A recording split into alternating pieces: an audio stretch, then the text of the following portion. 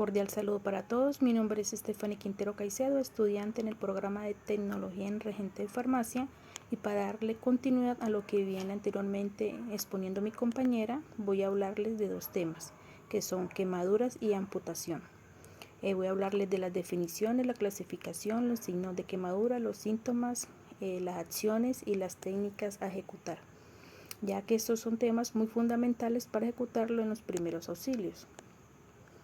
Vamos con quemaduras. La definición de quemaduras, que son quemaduras y lesiones en la piel causadas por calor, electricidad o productos químicos, ya que requieren una atención inmediata, adecuada, para prevenir lesiones y promover una adecuada cicatrización. Tenemos entendido que la clasificación de las quemaduras son tres, que son quemaduras de primer grado, de segundo grado y tercer grado. Las de primer grado son quemaduras que se clasifican, digamos, son muy leves. La quemadura de primer grado, que solo afecta la capa externa de la piel, causando solamente enrojecimiento y dolor. Las quemaduras de segundo grado afectan como las capas más profundas de la piel, causando ampollas, enrojecimiento intenso y dolor. Y la quemadura de tercer grado afecta todas las capas de la piel y pueden dañar el tejido subyacente, presentando coloración blanca o carbonizada. Estas quemaduras pueden no ser dolorosas debido al daño en los nervios. ¿Ya?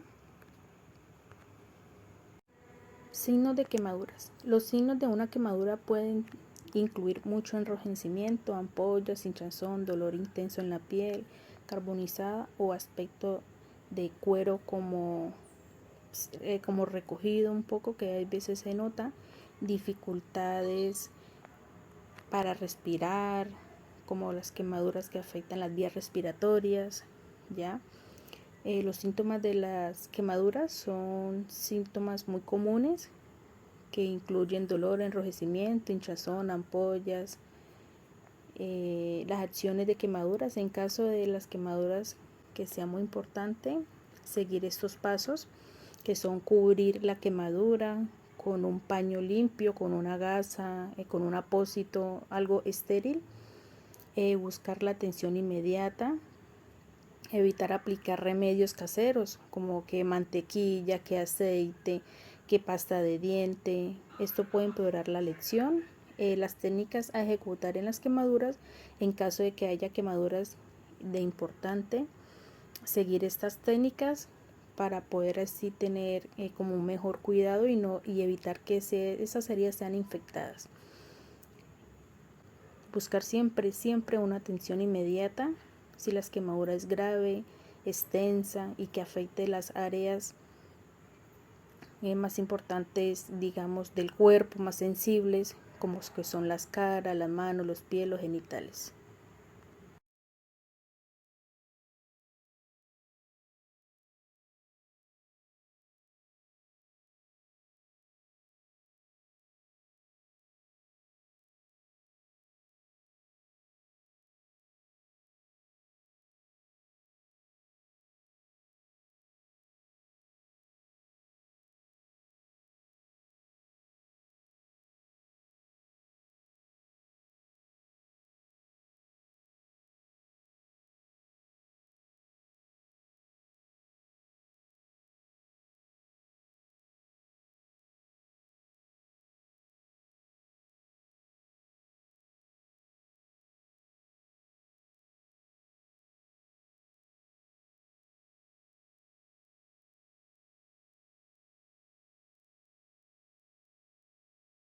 Vamos a hablar un poco de la amputación.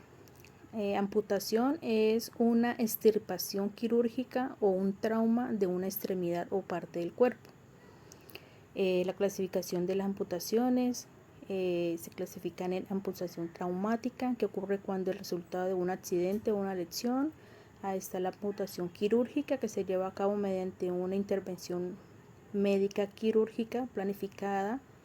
Está la amputación parcial, que se extirpa como una parte o una extremidad, como los dedos, una porción de la piel. Está la amputación implica, como completa, ya la amputación completa, que implica la extirpación total de una extremidad, bien sea un brazo o una pierna. Y luego seguimos con los signos de amputación. Los signos de una amputación pueden iniciar como a incluir como la ausencia de parte del cuerpo, presencia de vendajes, apósitos en el área apuntada, dolor en el área, siempre va a haber un poco de dolor en el área afectada, cicatrices quirúrgicas, siempre va a haber algún sistema que impida como la movilidad ya de ese miembro. Los síntomas de una amputación siempre va a ser mucho dolor, ya hay que tener, digamos, mucho dolor en el sitio afectado. Siempre la zona afectada va a tener muchas sensaciones como fantasma, como la extremidad de donde fue amputado, mucha dificultad para adaptarse, como la actividad física. Hay que estar muy encaminados con las emociones, siempre tener como personas especializadas de apoyo emocional para así adaptarse a los nuevos cambios, ya que implica una amputación. Acciones de amputación. Las acciones clave después de una amputación incluyen buscar atención médica de emergencia para detener cualquier sangrado y evaluar la lesión, conservar la extremidad amputada si es posible y mantenerla limpia y envuelta en un paño húmedo dentro de una bolsa sellada. Recibir atención médica especializada para evaluar la viabilidad de reimplantar la extremidad si es posible. Recibir apoyo emocional y asesoramiento para adaptarse a los cambios físicos y emocionales que conllevan una amputación. Cordial saludo para todos, mi nombre es Olmes Javier Larrando Biafara, soy estudiante del programa de Regencia de Farmacia. Para darle continuidad a lo que anteriormente venía diciendo mi compañero, yo les voy a hablar de dos temas, lo que son las heridas y las fracturas, que dentro de estos voy a desglosar lo que son la definición, la clasificación, los signos y síntomas y por último las acciones a ejecutar en primeros auxilios. Entonces iniciamos con el primero, que son las heridas. ¿Qué son las heridas? Las heridas son lesiones intencionales o accidentales que generamos a diario en nuestro cuerpo o que se pueden producir en nuestro cuerpo. Dentro de estas heridas podemos observar que hay pérdida de continuidad de la piel y o la mucosa. En las heridas observamos separación de los tejidos blandos. ¿Cómo se clasifican las heridas? Las heridas se clasifican según su naturaleza de lesión. Puede ser una incisión, un sillamiento, una contusión, una quemadura, ulceración o mordedura. Se clasifican también por su profundidad, por su temporalidad, contaminación, limpia, si es una herida limpia, si es una herida limpia contaminada, si es una herida contaminada o una herida sucia. Dentro de la clasificación de las heridas, también podemos ver que están lo que son las heridas abiertas. ¿Qué son las heridas abiertas? En las heridas abiertas, como lo indica su nombre, se pueden observar a simple vista la separación de los tejidos blandos. En las heridas cerradas se observa que no hay separación de la piel. Generalmente se puede observar como un pequeño hematoma. En las heridas simples alcanzan solamente a afectar la piel, sin ninguna afección en ningún organismo. También están las heridas complicadas.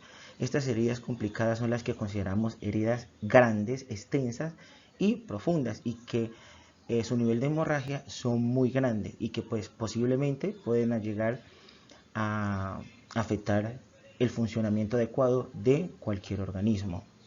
Las heridas penetrantes son las que perforan la piel y los tejidos subyacentes. En este caso les puedo dar un ejemplo de una herida por arma de fuego, una bala. Esa parte se puede clasificar como una herida penetrante. También podemos encontrar las heridas por presión, que son las heridas por presión. Estas son las que cuando se ejerce mucha presión en la misma parte del cuerpo, pues estas se presentan en úlceras. También encontramos lo que son las heridas por quemaduras. Son las que resultan o es el resultado cuando estamos expuestos a sustancias químicas, electricidad o al fuego. Y por último, las heridas por mordeduras o picaduras. Son las que producen cuando pues, un animal o un bicho nos pica o pica alguna parte de nuestro cuerpo. Y por último, pues las heridas quirúrgicas, que como su nombre lo indica, son las que producen durante la intervención de algún tipo de proceso quirúrgico. Los síntomas. ¿Qué síntomas encontramos en las heridas? Dice que las hemorragias persisten durante un tiempo razonable a pesar de la comprensión de la herida. A veces, cuando se realiza comprensión en dicha herida, no basta solo con hacer la compresión, sino es que se necesita de otro tipo de ayuda, como en este caso de la administración de medicamentos, una intervención quirúrgica para poder detener la hemorragia. Herida de gran tamaño o con pérdida de músculo o hueso. Recordemos de que, como lo decía anteriormente, se clasifican las heridas por su nivel de profundidad. Entonces hay heridas en las cuales solo se va a ver afectado la primera capa de la piel, la dermis o la epidermis, a como hay heridas en las que se pueden llegar a comprometer músculo, tejido muscular o tejido óseo de nuestro cuerpo o cualquier organismo. Herida localizada en el cuello, cerca de un orificio natural, ojo, párpados y tórax, abdomen o espalda. Estas zonas son las que podemos considerar que pueden llegar a presentar complicaciones a nuestra paciente o a nuestra persona cuando estamos expuestos a algún tipo de heridas. Heridas en personas con circunstancias especiales, niños pequeños, ancianos, pacientes o personal inmunodeprimidos, diabéticos, alcohólicos. Estas son la clasificación de personas a la que por su estado de vulnerabilidad pueden estar más expuestos a adquirir o producir algún tipo de herida, o a la gravedad que pues ejercen las heridas. El herido comienza a perder la conciencia, estado frío y pálido. Estos son uno de los síntomas de que se presenta o que se puede llegar a presentar cuando hay una herida. Esto nos ayuda a identificar si hay una herida. La herida está enrojecida, supura, pus o líquidos. Esto también lo podemos denominar como una gravedad. Recordemos que cuando en la herida, la herida está enrojecida y bota sustancias o líquidos con olores fuertes o viscosidad amarillenta, podemos decir que estas son heridas contaminadas y que pues posiblemente necesitan tratamiento médico o intervención quirúrgica. Dolor muy persistente en el tiempo y a pesar de los analgésicos. Recordemos que hay heridas que pues a simple vista las podemos identificar como son las heridas abiertas, pero posiblemente podemos tener una herida que es una herida cerrada, que a simple vista no podemos observar nada, pero pues existe el dolor y hay síntomas. Los síntomas de las heridas. Los cortes son heridas con los bordes limpios, casi siempre dolorosos, y en función de su profundidad y de su localización pueden provocar sangrados. Los dolores son a menudo y pulsátiles. En cuanto a las perforaciones, el sangrado será más abundante cuando más profunda sea la perforación. Estas heridas a menudo causan dolor y va a ser mucho más difícil poder controlar una herida cuando es mucho más profunda a una herida superficial. Recordemos que entre más profunda sea la herida, más vasos, más tejido, posiblemente organismos son los que van a estar comprometidos en esta herida. Se ha constatado que las heridas a nivel del cuerpo cabelludo, del rostro, manos, son más propiadas a los sangrados, debido a que pues, la irrigación sanguínea en estas partes pues, es mucho más fuerte. ¿Qué acciones o técnicas podemos ejecutar en primeros auxilios cuando nos encontramos enfrente de una herida? Oye, lo primero que hay que hacer es que antes de actuar es importante contar con los medios de seguridad, de bioseguridad, perdón. Recordemos que hay que cuidarnos nosotros, la bioseguridad, nuestra vida, para luego poder cuidar la vida de la persona que está afectada. Entonces, en este caso es, si está a nuestro alcance, podernos utilizar los elementos de protección personal, y pues obviamente el lavado de manos debe de ir antes y después de cada procedimiento que hagamos, o antes y después de cada contacto que tengamos con el paciente o con la persona que pues requiere de nuestras ayudas como primeros auxilios.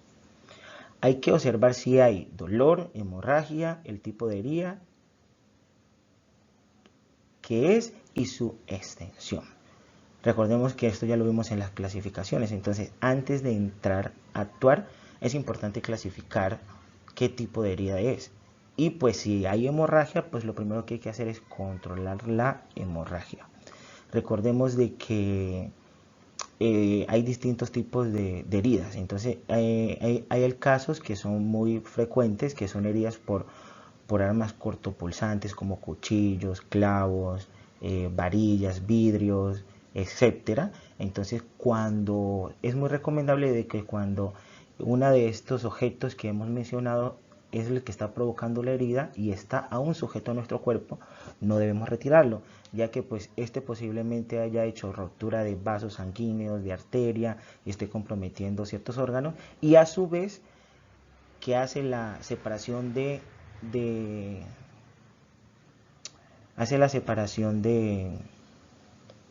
tejidos corporales, también funciona como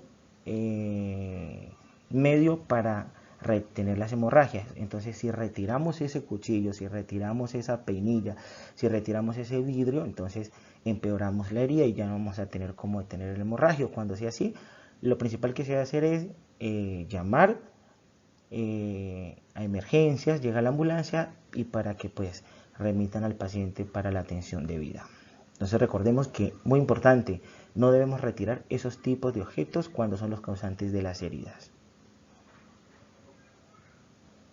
Observar la hemorragia si la sangre es más oscura y sale a impulsos. Es sangre arterial más grave. En caso, acude rápidamente a un centro de salud atendido. Es muy importante saber el alcance de la herida o el alcance del objeto causante de la herida. Entonces, si es una herida que la sangre ya sale a presión, como si fuese una llave de agua impulsante con fuerza, lo más probable es que estén comprometidas arterias. Y por ende, pues obviamente se necesita de una atención especializada y más rápida, pues para salvar la vida del paciente. Comprueba si hay objetos extraños en la herida, arena, cristales, pero no los extraiga, los que les decía anteriormente.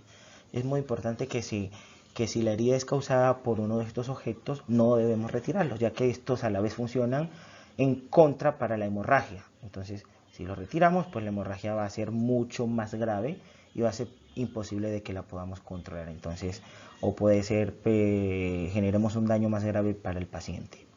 Una vez que la hemorragia ha parado, cubre la herida prestando atención a que no se adhiera y no vuelva a sangrar. Si dispones de algún gel bacteriano a mano, aplícalo. Entonces es muy importante controlar la hemorragia. Entonces en este tipo de casos lo que tenemos que hacer es utilizar una prenda que tengamos limpia, utilizarla como forma de compresa para hacerle presión donde está la herida y poder controlar la hemorragia y pues evitar de que nuestro paciente se desangre mientras que llegamos al centro médico que corresponde. A continuación seguimos con las fracturas. Una fractura es una rotura general en un hueso.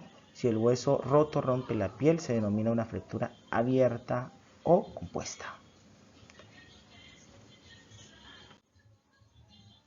¿Cómo se clasifican las fracturas? Las fracturas se clasifican por medio de la exposición. Recordemos que existen fracturas que son cerradas y fracturas que son abiertas. Pues esto depende pues si hay rotura del tejido blando, si está expuesta la herida, si está expuesto el hueso. Existen también la clasificación por la localización en el hueso. ¿Me entienden? Entonces existen a medida donde esté la ubicación del hueso, se clasifica la herida. Puede ser una fractura epifisiaria, una fractura diafisiaria o una fractura metafisiaria. También se pueden clasificar por la gravedad. Tenemos heridas que son fracturas que son fisuras, fracturas que son completas y fracturas con deslizamiento. A continuación vemos aquí en la imagen. Vemos en la imagen que es una fractura a nivel del tobillo. Esto se podría denominar una fractura cerrada. Vemos que no hay exposición del hueso, no hay ruptura del tejido.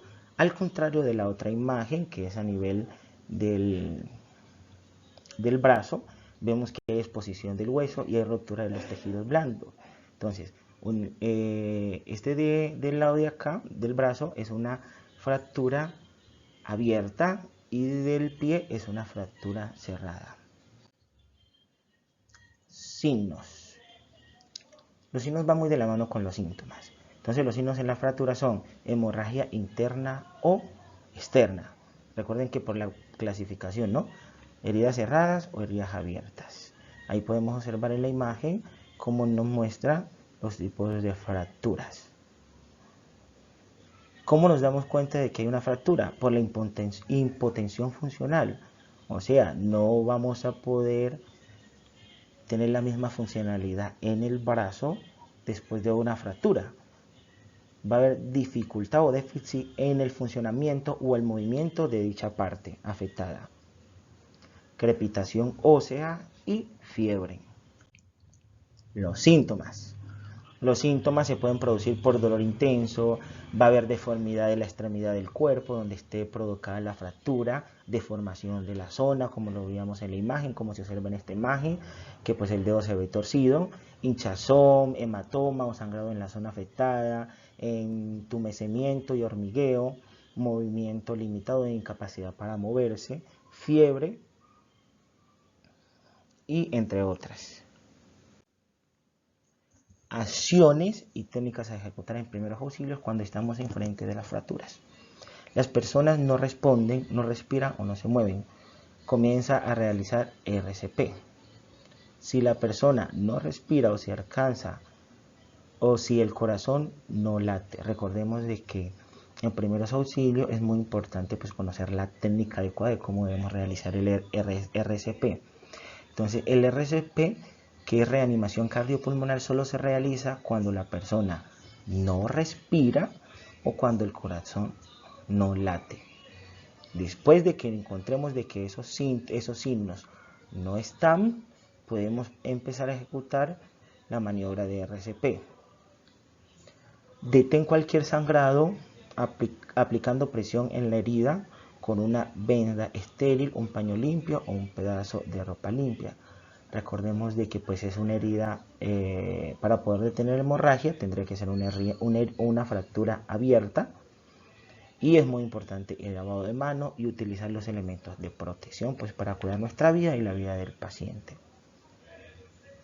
Inmoviliza la zona lesionada, no intentes volver a alinear el hueso ni empujes hacia adentro el hueso que se haya salido. Esta parte es muy importante. Es muy importante de que cuando estemos en medio de un accidente o donde estemos ejecutando los primeros auxilios a una persona con dicha fractura, si la persona tiene alguno de estos síntomas o signos, como lo que es el hueso expuesto o deslocalizado, no podemos hacer nada, porque no sabemos la localización, no sabemos qué tanto daño haya interno, y pues si empezamos y queremos ajustarlo, probablemente terminemos creando otra fractura o empeorando la fractura que ya existe. Aplica compresas de hielo para limitar el hinchazón y ayudar a aliviar el dolor. No apliques hielo directamente sobre la piel, envuélvelo en un pedazo de tela, en una compresa, pero que no tenga contacto directo con la piel. Ayuda a la persona si está en choque, si la persona se siente mal, tiene una respiración entrecortada y rápida, recuéstala con la cabeza en una posición un poco más baja que el tronco. Estas son las recomendaciones que nos indican cuando nos encontramos pues enfrente a este caso, la posición adecuada que hemos de colocar al paciente pues para facilitar su respiración. Buenas cordial saludo, tutor y compañeros. Me presento, mi nombre es Valeria Franco Díaz, del grupo de Regencia en Farmacia. Hoy les vengo a explicar sobre el trabajo de primeros auxilios, el tema de traslado de pacientes. En la primera diapositiva vamos a mirar definición y clasificación. Definición se refiere al proceso de mover a una persona enferma o lesionada de un lugar a otro, ya sea dentro de un entorno médico como un hospital o una clínica, o en un entorno no médico como en el lugar de un accidente o una emergencia. La clasificación puede clasificarse en traslado primario, que es el movimiento inicial del paciente del lugar del incidente a la atención médica inicial, y traslado secundario, que implica mover al paciente de un centro de atención inicial a un centro de atención de mayor nivel. También hay clasificación por tipo de transporte, puede ser por ambulancia, vehículo privado, helicóptero. También hay motivos por traslado, puede haber un motivo que es el de emergencia, cuando el traslado del paciente es necesario y de manera urgente debido a una situación médica grave, o un traslado programado, cuando el paciente planifica con anticipación los procedimientos médicos. También por niveles de cuidados, interhospitalario, cuando el paciente es trasladado de un hospital a otro para recibir un nivel diferente de atención médica. Intrahospitalario, cuando el paciente es trasladado dentro del mismo hospital, ejemplo de la sala de emergencias, a una unidad de cuidados intensivos. También hay por tipo de paciente, traslado de pacientes críticos y también no críticos. Se debe tener una adecuada clasificación del traslado de los pacientes, ya que es fundamental para planificar y coordinar el proceso de manera eficiente y garantizar la seguridad y el bienestar del paciente durante todo el proceso. Bueno, para darle continuidad a mi trabajo, están signos y síntomas, acciones y técnicas en primeros auxilios y acciones inseguras. Están los síntomas. Los signos y síntomas pueden requerir de un traslado de pacientes, incluyen lesiones graves, enfermedades agudas, repentino de la salud, condiciones médicas que requieren de atención especializada o necesidad de procedimientos o tratamientos específicos que no estén disponibles en el lugar donde se encuentra el paciente. Acciones y técnicas en primeros auxilios. Primero, evaluar la situación. Determinar la necesidad y urgencia de traslado. Si es una emergencia, llamar al 911. Segunda, estabilizar al paciente. Proporcionar cuidados de emergencia según sea necesario para estabilizar la condición del paciente antes del traslado. Esto puede incluir control de la hemorragia, administración de oxígeno y movilización de lesiones. Tercero, preparar al paciente para el traslado. Asegurarse que el paciente esté cómodo y seguro para el traslado. Por ejemplo, asegurándose de que esté acostado en una posición cómoda y estable y las vías respiratorias despejadas. Cuarta, comunicación. Informar al personal médico de emergencia sobre la condición del paciente o de cualquier cuidado especial que pueda necesitar durante el traslado. Quinta, documentación. Registrar la información relevante sobre el paciente y las acciones tomadas durante el traslado para mantener un registro adecuado de la atención médica y proporcionada. ¿Cuáles son las acciones inseguras? Trasladar al paciente sin la capacidad adecuada o sin los recursos necesarios para garantizar seguridad y bienestar. No seguir los protocolos de movilización y transporte, lo que podría resultar en lesiones adicionales para el paciente o para el personal que se realiza el traslado. No comunicar adecuadamente la condición del paciente o informar revelar al personal médico o de emergencia que recibe al paciente en el lugar del destino. Recuerde que es fundamental seguir los procedimientos y protocolos establecidos para garantizar un traslado seguro y efectivo de los pacientes, ya sean situaciones de emergencia o no. También tengo mi tema, obstrucción de vía aérea. Definición. La obstrucción de la vía aérea es una emergencia médica en la que se bloquea parcialmente o completamente el paso del aire hacia los pulmones. Esto puede deberse a una obstrucción física en la garganta o las vías respiratorias superiores, lo que impide la respiración normal. Está la clasificación. La obstrucción de la vía aérea puede clasificarse parcial o completa, dependiendo de la cantidad de aire que pueda pasar a través de las vías respiratorias. Puede ser aguda o crónica, como enfermedades respiratorias obstructivas.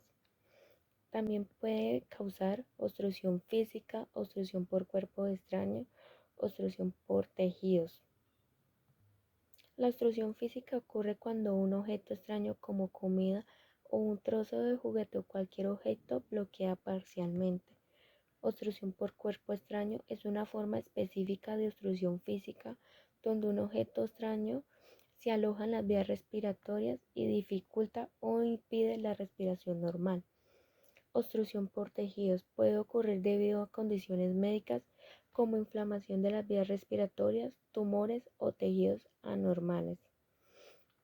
Está también la localización de la obstrucción. Está la vía aérea superior y la vía aérea inferior. La vía aérea superior, cuando la obstrucción ocurre en la parte superior de las vías respiratorias, generalmente en la garganta o en la boca. Y en la vía inferior, cuando la obstrucción ocurre en la parte inferior de las vías respiratorias, como los pulmones. Está también por gravedad, parcial o completa. Parcial cuando el flujo del aire hacia los pulmones está parcialmente bloqueado, lo que puede causar dificultad para respirar, pero aún permite un paso de aire. Completa cuando el flujo del aire hacia los pulmones está completamente bloqueado. Recuerda que la adecuada clasificación de la obstrucción de la vía aérea es importante para determinar el enfoque adecuado y manejo de tratamiento, y esto permite la intervención rápida y efectiva para garantizar que las vías respiratorias prevenir complicaciones graves como la asfixia. A la continuación de signos y síntomas de la obstrucción de la vía aérea pueden incluir dificultad para respirar, incapacidad para hablar, cambios de color en la piel, agitación o ansiedad o pérdida de conocimiento. Están las acciones técnicas en primeros auxilios. Primero, evaluar la situación. Determinar si la obstrucción es parcial o completa, si el paciente está consciente o no. Segundo, pedir ayuda. Si la obstrucción es completa y el paciente está consciente, animar al paciente a toser para intentar desalojar el objeto. Si en caso la obstrucción es completa, solicitar ayuda médica de inmediato. Tercera, realizar maniobra como RCP. Quinta, buscar signos de obstrucción. Si el paciente está consciente y no respira normalmente, abrir la boca y buscar la obstrucción. Si observa un objeto extraño, retirarlo con cuidado para despejar la vía aérea. Sexta, mantener la vía aérea abierta. Si no se observa ninguna obstrucción visible, inclinar la cabeza hacia atrás y levantar la barbilla para abrir la vía aérea y permitir que el aire fluya libremente. Acciones inseguras. Primera, golpear fuertemente la espalda a una persona que está ahogada, lo que puede empeorar la obstrucción o causar lesiones. Segunda, intentar extraer un objeto extraño con los dedos si no es visible en la boca, ya que esto podría empujarlo más hacia abajo y empeorar la obstrucción. Tercera, no buscar ayuda médica de inmediato en caso de la obstrucción completa que no responde a maniobras de primeros auxilios. También recuerda que actuar con rapidez y calma en caso de obstrucción de vía aérea ya puede ser potencialmente mortal si no se trata adecuadamente y a tiempo. Siempre es recomendable recibir capacitación en primeros auxilios para estar preparado para manejar situaciones de emergencias como esta. Muchas gracias.